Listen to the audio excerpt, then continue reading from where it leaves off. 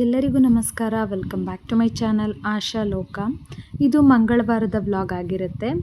ಇದು ಒಂದು normal simple day vlog. Normal rangoli ಬಿಡೋದ್ರಿಂದ ದಿನ ಶುರುವಾಗಿದೆ. ಇವತ್ತು ಬ್ರೆಡ್ಡಿಂದ ಗುಲಾಬ್ ಜಾಮೂನ್ ಹೇಗೆ ಮಾಡೋದು ಅಂತ ರೆಸಿಪಿನ ನಾನು ಕವರ್ ಮಾಡ್ತಾ ಇದ್ದೀನಿ.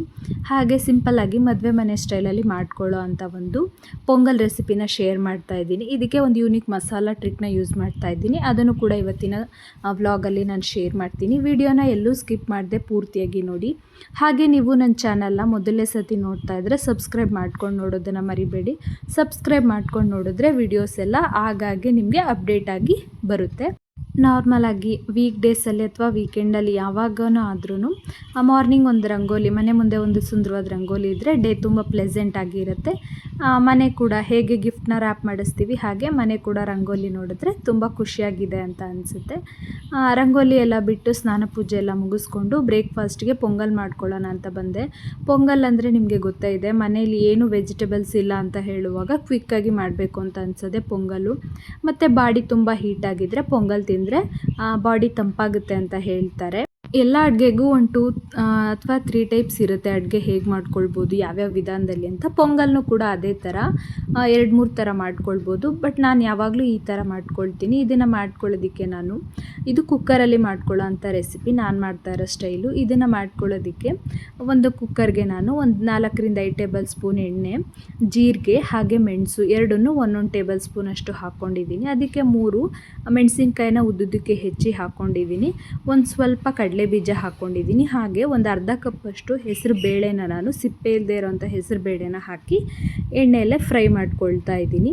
ನಂತರ 1 ಕಪ್ ಹೆಸರು ಬೇಳೆಗೆ 1 ಕಪ್ಪು ಅಕ್ಕಿಯನ್ನು ನಾನು, ಅಂದರೆ ನಾರ್ಮಲ್ ಅಂಗಡಿ ಅಕ್ಕಿ ಬರುತ್ತಲ್ವ ಬುಲೆಟ್ ರೈಸ್, ಅದನ್ನೇ ನಾನು ವಾಶ್ ಮಾಡಿ ಒಂದು 10 ನಿಮಿಷ ನೆನೆ ಹಾಕಿ ಇಟ್ಕೊಂಡಿದ್ದೆ. ಅದನ್ನು ಹಾಕ್ಕೊಂಡು ಚೆನ್ನಾಗಿ ಮಿಕ್ಸ್ ಮಾಡ್ತಾ ಇದ್ದೀನಿ. ನಂತರ ಇದಕ್ಕೆ ನಾನು ಒಂದು ಚಿಟಿಕೆ ಅರಿಶಿನ ಹಾಕ್ಕೊಳ್ತಾ ಇದ್ದೀನಿ. ಅರಿಶಿನ ಜಾಸ್ತಿ ಒಗ್ಗರಣೆಯಲ್ಲಿ ಫ್ರೈ ಆಗೋದು ಬೇಡ ಅನ್ನೋ ಕಾರಣಕ್ಕೆ ಅಕ್ಕಿ ಹಾಕಿದ್ಮೇಲೆ ನಾನು ಅರಿಶಿನ ಹಾಕ್ಕೊಳ್ತಾ ಇದ್ದೀನಿ. ಇವಾಗ ಎಲ್ಲವನ್ನು ಚೆನ್ನಾಗಿ ಮಿಕ್ಸ್ ಮಾಡಿ ಒಂದೊಮ್ಮೆ ಚೆನ್ನಾಗಿ ಅದನ್ನು ಮಿಕ್ಸ್ ಆದಮೇಲೆ ಇದಕ್ಕೆ 1 ಕಪ್ ಅಕ್ಕಿ ಮತ್ತು ನಾವು 1 ಕಪ್ ಹೆಸರುಬೇಳೆ ಹಾಕ್ಕೊಂಡಿರೋದ್ರಿಂದ 1ಕ್ಕೆ 3 ಅಳತೆಯಲ್ಲಿ ನೀರನ್ನು ಹಾಕ್ಕೊಳ್ಬೇಕಾಗುತ್ತೆ. ಅನ್ನ ಸ್ವಲ್ಪ ಚೆನ್ನಾಗಿ ಬೆಂದರೆ ಪೊಂಗಲ್ಲು ಚೆನ್ನಾಗಿರುತ್ತೆ. ಮತ್ತು ಹೆಸರುಬೇಳೆ ಪೂರ್ತಿ ಬೆಂದೋದ್ರೆ ಮೊಸರು ಥರ ಆದರೆ ತುಂಬ ಚೆನ್ನಾಗಿರುತ್ತೆ ಅಂತ ಸ್ವಲ್ಪ ಜಾಸ್ತಿನೇ ನೀರನ್ನು ಹಾಕ್ಕೊಂಡು ಈ ಹಂತದಲ್ಲಿ ಉಪ್ಪನ್ನ ಸ್ಕಿಪ್ ಮಾಡ್ಬೋದು. ಆದರೆ ಸ್ವಲ್ಪ ಹಾಕೋದ್ರಿಂದ ಮಸಾಲೆ ಚೆನ್ನಾಗಿ ಹಿಡಿಯುತ್ತೆ ಅನ್ನೋ ಕಾರಣಕ್ಕೆ ಒಂದು ಚಿಟಿಕೆ ಉಪ್ಪನ್ನು ಹಾಕಿ ಕುಕ್ಕರ್ ಮುಚ್ಚಳ ಮುಚ್ಚಿ 2 ವಿಷಲ್ ಮಾಡ್ಕೊಳ್ತಾ ಇದ್ದೀನಿ. ಅಕ್ಕಿ ಏನಾದರೂ ಗಟ್ಟಿ ಇದ್ದರೆ ನೀವು 3 ವಿಷಲ್ ಮಾಡ್ಕೊಳ್ಬೋದು. ನಂತರ ಇವಾಗ ಇದಕ್ಕೆ ಮಸಾಲೆ ರುಬ್ಬೋದಕ್ಕೆ ನಾನು ಒಂದು ಮಿಕ್ಸಿ ಜಾರ್ಗೆ 2 ಮೆಣಸಿನ್ಕಾಯಿಗಳನ್ನ ಹಾಕ್ಕೊಂಡಿದ್ದೀನಿ. ಸ್ವಲ್ಪ ಕೊತ್ತಂಬರಿ ಸೊಪ್ಪು, ನೀವು ಯಾವ ಕ್ವಾಂಟಿಟಿ ಮಾಡ್ತಿದ್ರೆ ಆ ಕ್ವಾಂಟಿಟಿಗೆ ಡಬಲ್ ಅಥವಾ ಕಡಿಮೆ ಮಾಡ್ಕೊಳ್ಳಿ. ಮೆಣಸಿನ್ಕಾಯಿ, ಕೊತ್ತಂಬರಿ ಸೊಪ್ಪು, ಸ್ವಲ್ಪ ಶುಂಠಿ ಹಾಗೂ ಒಂದು 4-5 ಬೆಳ್ಳುಳ್ಳಿನ ಹಾಕ್ಕೊಂಡು ಒಂದು ಅರ್ಧ ಹೋಳಷ್ಟು ತೆಂಗಿನಕಾಯಿನ ನಾನಿಲ್ಲಿ ಕಟ್ ಮಾಡಿ ಹಾಕ್ಕೊಂಡಿದ್ದೀನಿ. ನೀವು ಕೊಬ್ಬರಿ ಹಾಕ್ಕೊಳ್ಬೋದು ಅಥವಾ ಕಾಯಿನ ತುರಿದು ಕೂಡ ಹಾಕ್ಕೊಳ್ಬೋದು, ಚೆನ್ನಾಗಿರುತ್ತೆ. ನಾನು ಕಾಯಿ ತುರಿಯೋಕ್ಕಾಗಿಲ್ಲ ಅಂತ ಕಟ್ ಮಾಡಿ ಹಾಕ್ಕೊಂಡಿದ್ದೀನಿ. ಇದನ್ನು ಚೆನ್ನಾಗಿ ಫೈನಾಗಿ ಪೇಸ್ಟ್ ಮಾಡ್ಕೊಳ್ಳೋದು, ಅಂದರೆ ತೀರಾ ತರಿಯಾಗಿ ಬೇಡ, ಸ್ವಲ್ಪ ನುಣ್ಣಗೆ ಇದನ್ನು ರುಬ್ಕೊಳ್ಬೇಕಾಗುತ್ತೆ. ಇದಕ್ಕೆ ಸ್ವಲ್ಪ ನೀರನ್ನು ಹಾಕಿ ನುಣ್ಣಗೆ ಈ ಥರ ರುಬ್ಕೊಂಡಿದ್ದೀನಿ. ಇದಕ್ಕೆ ಪುದೀನ ಏನು ಮಿಕ್ಸ್ ಮಾಡೋದು ಬೇಡ. ಇವಾಗ ನಾವು ಒಗ್ಗರಣೆ ಮಾಡ್ಕೊಂಡಿದ್ವಿ ಅಲ್ವಾ, ಆ ಕುಕ್ಕರ್ ಆರಿದೆ. ಇವಾಗ ಇದನ್ನು ಓಪನ್ ಮಾಡ್ಕೊಂಡು ನೋಡಿ ಹೇಗೆ ತರಿಯಾಗಿ ಅಕ್ಕಿ ಥರ ಆಗಿದೆ ಅಂತ. ಪೂರ್ತಿ ತೆಳ್ಳಗೂ ಆಗಿಲ್ಲ ಅಥವಾ ಪೂರ್ತಿ ಗಟ್ಟಿಯಾಗೂ ಇಲ್ಲ, ಕರೆಕ್ಟ್ ಕನ್ಸಿಸ್ಟೆನ್ಸಿ ಬಂದಿದೆ. ಇವಾಗ ನಾನು ಒಂದು ಸೈಡಲ್ಲಿ ಒಂದು 2-3 ಗ್ಲಾಸಷ್ಟು ನೀರನ್ನು ಸ್ವಲ್ಪ ಬಿಸಿ ಮಾಡ್ಕೊಂಡಿದ್ದೆ, ಅದನ್ನು ಇವಾಗ ಇದಕ್ಕೆ ಮಿಕ್ಸ್ ಮಾಡ್ಕೊಳ್ತಾ ಇದ್ದೀನಿ. ನಾವು ಮೊದಲೇ ಮಿಕ್ಸ್ ಮಾಡಿ ಇಟ್ಕೊಂಡಿದ್ವಿ ಅಲ್ವಾ ರುಬ್ಬಿ, ಆ ಮಸಾಲೆನ ನಾನು ಈ ಹಂತದಲ್ಲಿ ಇದಕ್ಕೆ ಮಿಕ್ಸ್ ಮಾಡ್ಕೊಳ್ತಾ ಇದ್ದೀನಿ. ಮಸಾಲೆನ ಒಗ್ಗರಣೆಯಲ್ಲಿ ಹಾಕಿ ಬೇಯಿಸಬೇಕು ಅಂತ ಇಲ್ಲ. ಇವಾಗ ಇದು ಒಳ್ಳೆಯೇ ಘಮ ಬರುತ್ತೆ, ಅಂದರೆ ಅನ್ನಕ್ಕೆ ಚೆನ್ನಾಗಿ ಹಿಡಿದು ನೀಟಾಗಿ ಬೆಂದೋಗುತ್ತೆ, ಬೈಂಡಿಂಗ್ ಆಗಿಬಿಡುತ್ತೆ. ಇವಾಗ ರುಚಿ ನೋಡಿಕೊಂಡು ಇನ್ನು ಸ್ವಲ್ಪ ಉಪ್ಪನ್ನು ಹಾಕ್ಕೊಂಡಿದ್ದೀನಿ. 2 ಕುದಿ ಬಂದರೆ ಇವಾಗ ಪೊಂಗಲ್ ರೆಡಿಯಾಗಿದೆ ನೋಡಿ. ಇದಕ್ಕೇನೆ ನಾವು, ಅಂದರೆ ಮಸಾಲೆ ರುಬ್ಬಿಟ್ಕೊಂಡಿದ್ವಿ ಅಲ್ವಾ, ಆಲ್ಮೋಸ್ಟ್ ಚಟ್ನಿಗೆ ಹಾಕೋದೆಲ್ಲ ಐಟಮ್ ಕೂಡ ಹಾಕಿದ್ವಿ. ಇವಾಗ ನಾನು ಇದಕ್ಕೆ, ಅಂದರೆ ಸ್ವಲ್ಪ ಮಸಾಲೆನ ಉಳಿಸ್ಕೊಂಡಿದ್ದೆ, ಅದಕ್ಕೆ ಒಂದು 2 ಎಸಳು ಹುಣಸೆಹಣ್ಣು ಹಾಗೂ ಸ್ವಲ್ಪ ಹುರಿಗಡಲೆ ಮತ್ತು ಉಪ್ಪನ್ನ ಹಾಕಿ ಮಾಡಿಕೊಂಡ್ರೆ ಇದೇನೇ ಚಟ್ನಿ ರೆಡಿಯಾಗಿಬಿಡುತ್ತೆ. ನೋಡಿ ಕ್ವಿಕ್ಕಾಗಿ ಮಸಾಲೆ ರುಬ್ಬಿರ್ತೀವಲ್ವ ಅದರಲ್ಲೇ ನಾವು ಚಟ್ನಿ ಕೂಡ ಮಾಡ್ಕೊಳ್ಬೋದು. ಎಷ್ಟು ಕ್ವಿಕ್ಕಾಗಿ ಆಗುತ್ತೆ ಅಂತಂದರೆ ತರಕಾರಿ ಏನು ಇಲ್ಲದೆ ಇರುವಾಗ ಒಂದು 5-10 ಮಿನಿಟ್ಸಲ್ಲಿ ಮಾಡ್ಕೋಬೋದಾದಂತಹ ರೆಸಿಪಿ ಇದು. ಸಪ್ರೇಟಾಗಿ ಇದಕ್ಕೆ ರಾಯ್ತ ಎಲ್ಲ ಏನಾದರೂ ಮಾಡ್ಕೊಳ್ಬೇಕು ಅಂತ ಏನಿಲ್ಲ. ಮಸಾಲೆ ರುಬ್ಬಿದ್ದಕ್ಕೇ ಇನ್ನೊಂದು ಸತಿ ಮಿಕ್ಸ್ ಮಾಡಿಕೊಂಡ್ರೆ ಗ್ರೈಂಡ್ ಮಾಡಿಕೊಂಡ್ರೆ ಹುರಿಗಡಲೆ ಹಾಕಿ ಚಟ್ನಿ ರೆಡಿಯಾಗಿ ಹೋಗಿಬಿಡುತ್ತೆ. ಒಳ್ಳೆ ಕಾಂಬಿನೇಷನ್ ಕೂಡ ತುಂಬಾ ಟೇಸ್ಟಿಯಾಗಿರುತ್ತೆ. ನೀವು ಕೂಡ ಈ ರೆಸಿಪಿನ ಒಂದು ಸತಿ ಟ್ರೈ ಮಾಡ್ಬೋದು. ಹೋಮ್ ಮೇಕರ್ಸ್ಗೆ ಏನಾದರೂ ಸ್ಕೂಲ್ಗೆ ಮಕ್ಕಳನ್ನ ರೆಡಿ ಮಾಡಬೇಕಾದ್ರೆ ಕ್ವಿಕ್ಕಾಗಿ ಅಥವಾ ವರ್ಕಿಂಗ್ ವುಮೆನ್ಸ್ಗೂ ಕೂಡ ತುಂಬಾ ಈಸಿ ಆಗುತ್ತೆ ಈ ರೆಸಿಪಿ. ನೀವು ಒಂದು ಸತಿ ಕೂಡ ಈ ರೆಸಿಪಿ ಟ್ರೈ ಮಾಡಬೇಕು. ನೀವು ಮದುವೆ ಮನೇಲಿ ಏನಾದರೂ ಪೊಂಗಲ್ನ ಇಷ್ಟಪಟ್ಟು ತಿಂತೀರಾ ಅಂದರೆ ನಿಮ್ಗೆ ಈ ರೆಸಿಪಿ ತುಂಬಾ ಇಷ್ಟ ಆಗುತ್ತೆ. ಒಂದು ಸತಿ ಟ್ರೈ ಮಾಡಿ ಹೇಗಿದೆ ಅಂತ ನೋಡಬಹುದು. ಇವಾಗ ನನ್ನ ತಟ್ಟೆಗೆ ಪೊಂಗಲ್ ಇನ್ನೊಂದು 2 ಕುದಿ ಬಂದಮೇಲೆ ಒಂದು ತಟ್ಟೆಗೆ ನಾನು ಸರ್ವ್ ಮಾಡ್ಕೊಳ್ತಾ ಇದ್ದೀನಿ. ನನಗೆ ಈ ಸ್ವಲ್ಪ ಗಟ್ಟಿ ಕನ್ಸಿಸ್ಟೆನ್ಸಿ ನಂಗೆ ಇಷ್ಟ ಆಗುತ್ತೆ.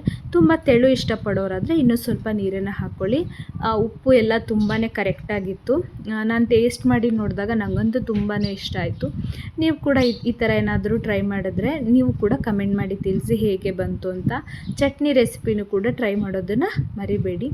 ತಿಂಡಿ ಎಲ್ಲ ಆದಮೇಲೆ ನಾನು ಮಧ್ಯಾಹ್ನ ಸಾಂಬಾರೆಲ್ಲ ಅಮ್ಮನೇ ಮಾಡಿಕೊಂಡ್ರು. ನಾನು ಆ ರೆಸಿಪಿ ಏನು ನೋಡೋಕ್ಕೆ ಹೋಗಿಲ್ಲ.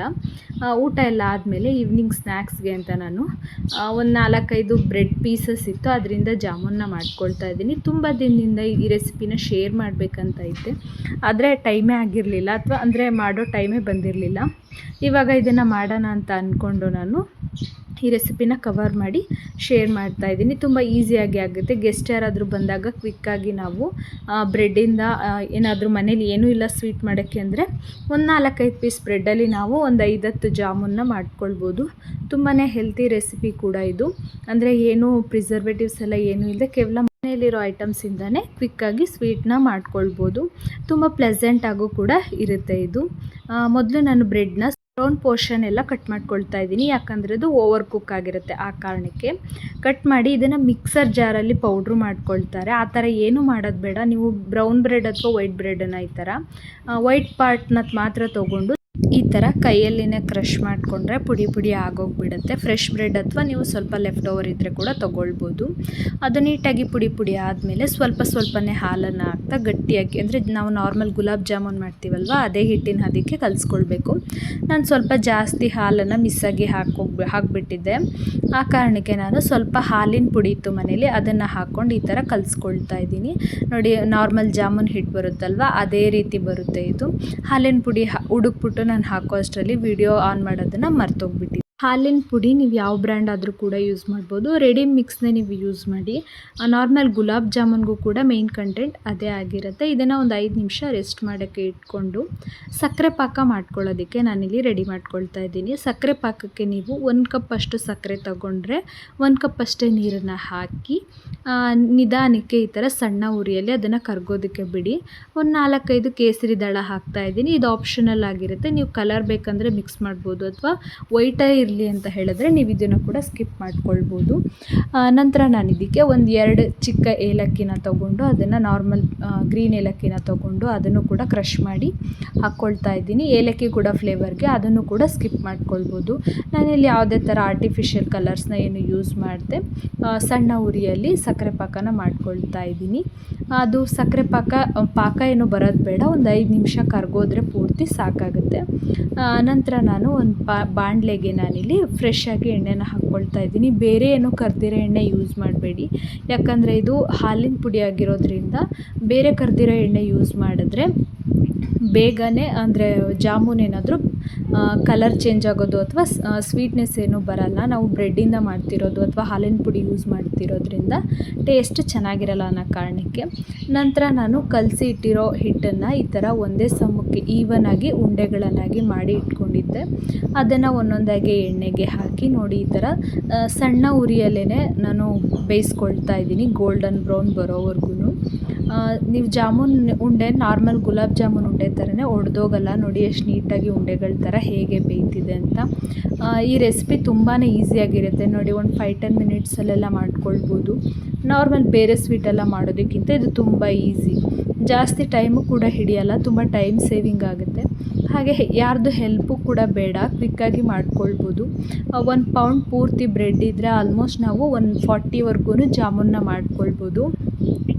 ಹಾಲಿನ ಪುಡಿ ಇಲ್ಲ ಅಂದರೆ ಸ್ಕಿಪ್ ಮಾಡ್ಬೋದು. ನೋಡಿ ಗೋಲ್ಡನ್ ಬ್ರೌನ್ ಬಂದಿದೆ. ನಾನು ಇವಾಗ ಒಂದೊಂದಾಗಿ ಎಲ್ಲನೂ ರಿಮೂವ್ ಮಾಡಿ ಒಂದು ತಟ್ಟೆಗೆ ಒಂದು 5 ನಿಮಿಷ ಆರೋಕ್ಕೆ ಇಟ್ಟಿದ್ದೆ. ಇವಾಗ ಸಕ್ಕರೆ ಪಾಕ ಮತ್ತು ಜಾಮೂನ್ ಎರಡು ಸ್ವಲ್ಪ ತಣ್ಣಗಾಗಿದೆ.